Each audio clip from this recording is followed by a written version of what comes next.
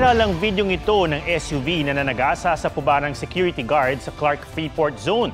Nag-counterflow pa ang SUV sa drive-in ng hotel saka humarurot palayo. Na-corner ang SUV sa isang gasolinahan.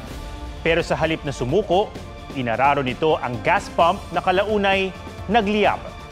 Ang suspect na 41-year-old Korean national, hubot-hubad din daw ng lapitan ng mga otoridad. Naka-hospital arrest siya matapos magtamo ng second-degree burns. Sinisika pa siyang kunan ng pahayag. Ayon sa Clark Development Corporation, empleyado sa isang casino sa Clark, ang suspect at nakalive noon pang October 19.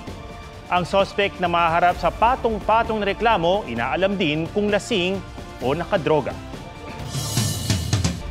Binagyo man o nagkasunog, hindi napigilan ng mga Pilipino sa pagdalaw sa mga yumao ngayong undas.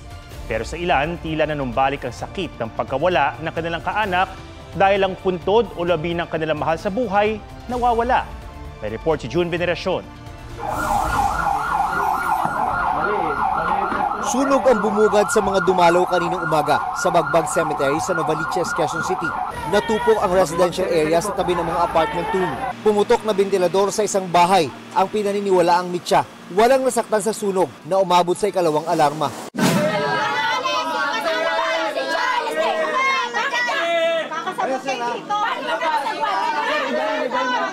Nagkatensyon naman sa Barangka Public Cemetery sa Marikina. Nakita kasi ng isang dalaw ang grupong aniyay na bayaran niya para ilipat sa ibang nicho ang mga kamag-anak niya pero tinanggal din. Si Carmen, inabutang ibang tao na ang nakalibing sa puntod ng asawa habang nasa lapag lang ang lapida ng mister.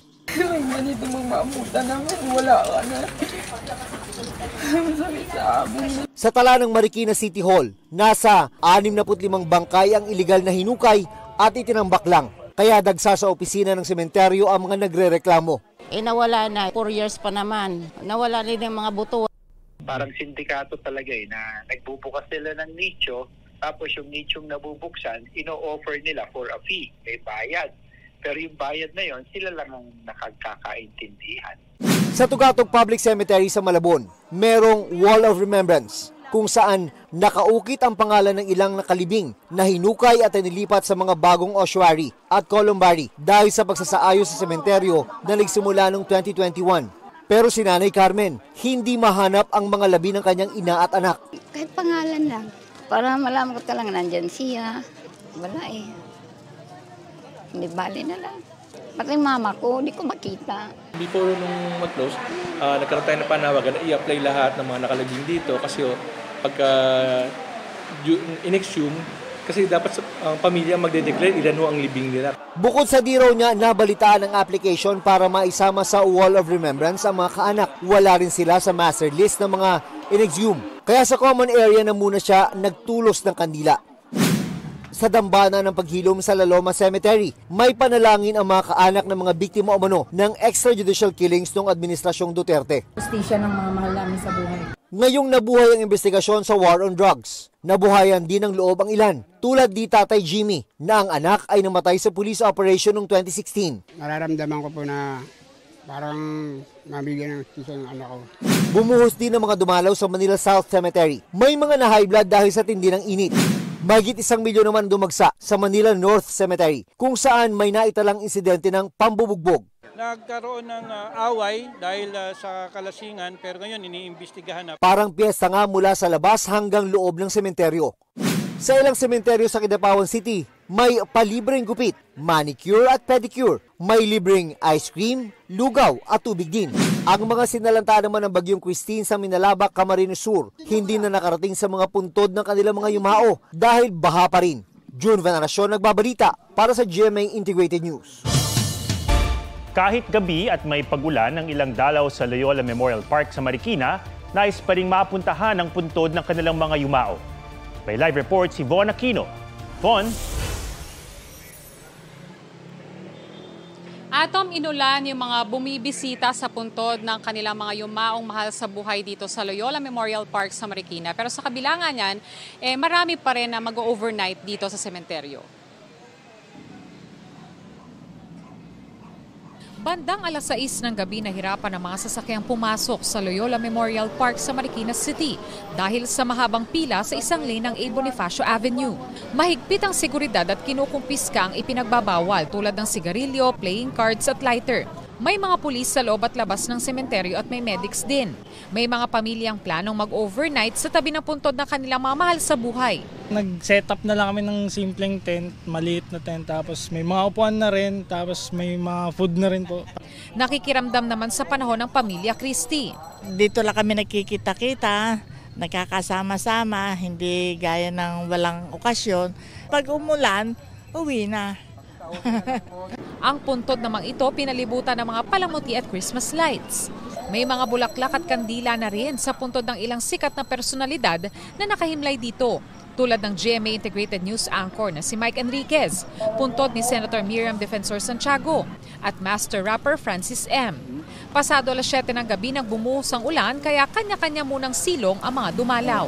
Ngayon ma'am, wala pa naman na untoward incident na nangyayari mula kahapon. Sa ngayon po, hindi ko na po pinakukan yung lighter kasi sa luwang niyan, saan sila magsisindi ng kandila?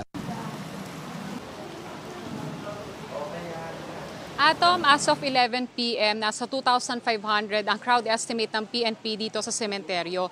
Mabuti na lamang at tumila na ang ulan dito. Atom? Maraming salamat, Von Aquino. May mga mag-overnight din sa Manila Memorial Park sa Parañaque. Ang ilang dumalaw, sinadya rin ng himlayan ng ilang kilalang personalidad. May live report si Jamie Santos. Jamie? Atom, dahil 24 oras ngang bukas itong Manila Memorial Park sa Parañaque, ang ilang dalaw dito na magpapalipas ng magdamag. Handa nang mag-overnight dito sa Manila Memorial Park ang ilang bisita. May mga bitbit silang tent at lona. Bukod sa pag-aalay ng mga bulaklak at dasal sa kanilang mga yumao, ang undas ay panahon din daw ng ilan na magsama-sama mula sa pagiging abala sa trabaho. Saya ba hindi matutumbasan ng pera? Minsan lang to, di ba? Parang gathering ng pamilya, in memory of our parents. Dito nakalibing ang mag-iinang Aquino, sina dating Senador Ninoy, dating Pangulong Cory at anak nilang si dating Pangulong Noynoy. Every year po kasi nandito po talaga ako para bisitahin po sila. Gusto lang po namin madalaw si former president po, yung mga naging parte ng pag-unlad ng bansa natin. Naisip mo po na kung sana may nabubuhay pa tapos may sila ulit yung naging presidente, hindi siguro natin mararanasan yung ganito kahirap. Dinagsari ng fans ang puntod ng aktor na si Rico Yan. Saya lang kasi nakikita man dami yung parang niyang fans kahit alam mo yumaon na po siya. Sabi ng pamunuan ng Manila Memorial Park, dahil kadikit ng undas ang weekend ngayong taon, inaasahan nilang aabot sa 1 milyon ang mga dadalaw kumpara sa 800,000 noong undas 2023. Inaasahan po namin ngayon ma'am na hindi lang 50 to 60% yung mag-overnight doon sa pumasok na halos sa 200,000. Lalo na po kadikit weekend. Yes ma'am, ganun po talaga.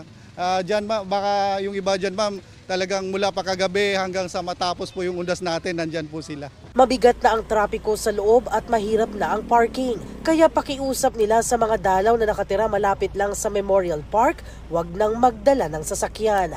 Samot-sari rin ang mga nagtitinda ng pagkain at inumin, kaya pwede na rin daw wag nang magbitbit ng marami ang mga bibisita.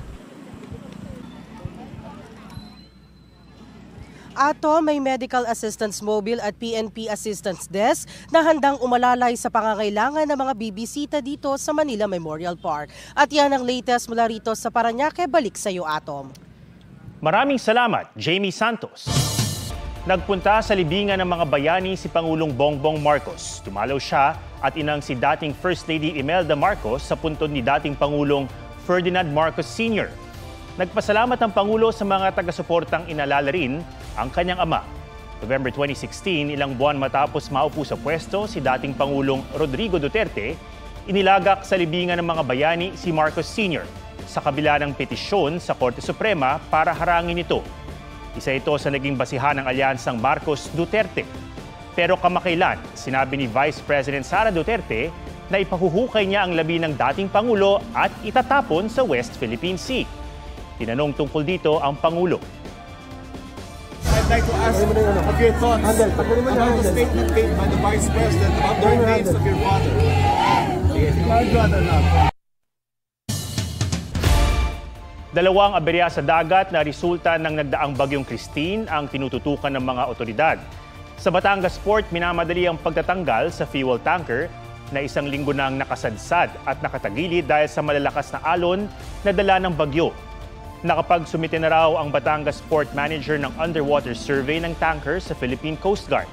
Ayon sa PCG Batangas, posibleng simulan sa isang linggo ang paghigop sa langis na karga ng barko. Sangkot umano ang tanker sa paihip o iligal na pagsasali ng langis. Hinahanap naman ng 11 sakay ng cargo vessel na MV Santa Monica A1 na nawawala matapos maglayag mula sa Taytay, Palawan sa kasagsagan din ng bagyong Christine. Ayon sa PCG, wala pang indikasyong lumubog ang barko. Ang ilang mangingisda may nakuha ng mga basyong LPG tank, life rings at life jacket na may tatak na MV Santa Monica. I-verify din kung galing sa barko ang na-recover ng mga crate at 2 bangkay na nakita raw ng mga mangingisda. Pero naniniwala ang PCG na posibleng nakasilong o take shelter pa ang mga sakay. Ang isang bloated na kalabaw namang naanod sa Paluan, Occidental Mindanao or Occidental Mindoro, posibleng isa sa mahigit 100 kalabaw na karga ng barko. Ang bantay ng mga kalabaw kasama rin sa 11 hinahanap.